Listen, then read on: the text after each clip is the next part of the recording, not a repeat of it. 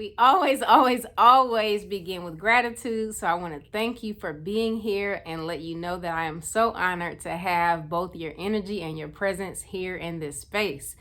I am LA, the holistic wellness therapreneur and also the creator of this channel, Reconnect with You. I want to extend a warm welcome and a hug to you if you are new here, and if you are returning, welcome back. If my vibe and energy or any of the contents of this channel resonate with you, please remember to like, share, and subscribe to the channel. So, are you ready to reconnect with you? If so, come on in the room and get comfortable, whatever getting comfortable looks and feels like for you. Happy New Year, y'all. I hope that y'all are easing into the new year with kindness and loving grace for yourself and for the transition. So we are at the beginning of a new year where folks are setting intentions for themselves and making changes in their habits and routines. So I want to share my experience with a practice that I implemented last year, which is daily reading. I read 25 books last year, and I want to share with you how I did it, as well as how daily reading benefited me. First, let's talk about how I did it. Tip number 1. Identify a specific time of day to read. This should be a time of day when you are the most focused, when you have the most energy, and you are the least likely to be interrupted by other people or by other activities. I have a 3-hour morning routine, so it was easier for me to incorporate my reading into my morning routine and get it done before I even start my day. Tip number 2, be willing to be flexible. For several reasons, there were some days when I had to shift my reading to another part of my day or break my reading down into smaller chunks, such as reading for 2 15-minute time blocks or 3 10-minute time blocks, just so that I could make sure that I got my reading done for that particular day. Tip number 3,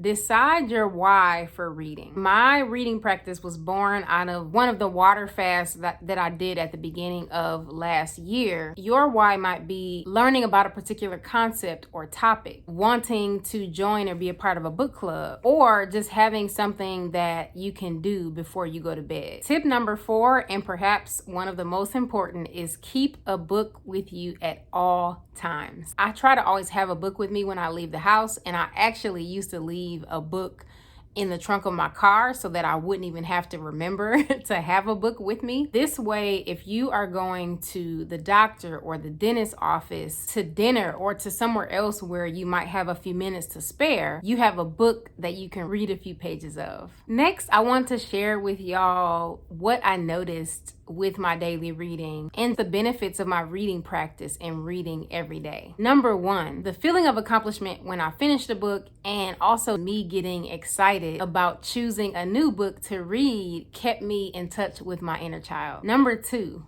I noticed feeling more confident in general. Number 3, reading a lot more has given me more to offer to my clients in terms of my knowledge, my expertise, but also my presence. Number 4, books and whatever it is that you are reading are good conversation starters. Number 5, reading creates opportunity for both community and connection. Number 6, I noticed that I've been able to expand my vocabulary. To say a bit more about this point, when I am reading, whenever I stumble upon a word that I have never read or heard before, or a word whose meaning I don't know, I circle the word and I go and look the word up and I write the definition next to the word.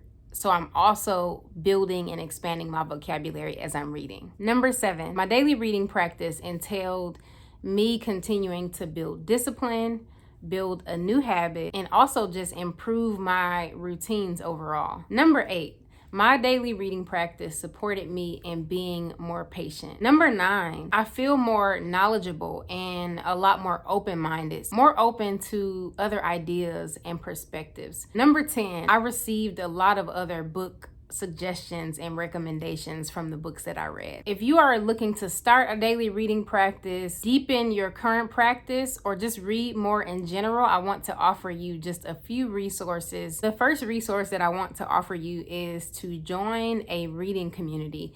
I'm actually a part of a reading community that I joined recently on Facebook, and I imagine there are other reading groups outside of the one that I'm a part of.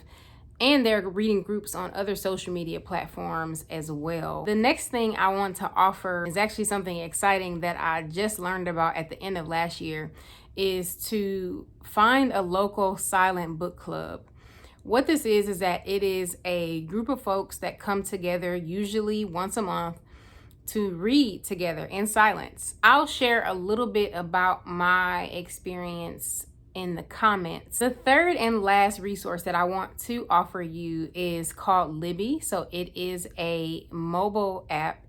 Libby is spelled Libby, and it is an app where you can access free ebooks and audiobooks. I have a special announcement / reminder because I did talk about this in my last video. I will be going live every Wednesday starting the second week of February for a 4-part series on entrepreneurship and wellness, which I am super excited about. This series will include Q&A and tips, tools, and strategy for aspiring and current entrepreneurs. Again, please stay tuned for more info here, and remember to check the community section. And you can also follow me on Instagram at RECONNECT WITH YOU PLLC, as I will be posting the information and updates there as well. I end each and every video with a prompt for journaling or reflection, and the prompt for today's video is: what is the last book you read?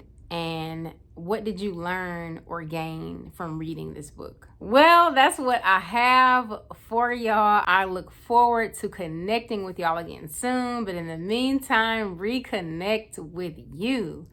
Peace.